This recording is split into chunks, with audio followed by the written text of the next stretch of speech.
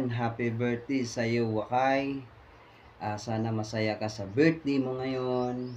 Sana bigyan ka pa ni Lord na mahabang buhay at maraming blessing na dumating sa iyo. Ayan, at maraming salamat din sa aming kaibigan na may kunting problema, andyan ka lagi sa amin. At kung sino yung si Wakay na kilala namin noon, sana hindi magbago hanggang ngayon. God bless you.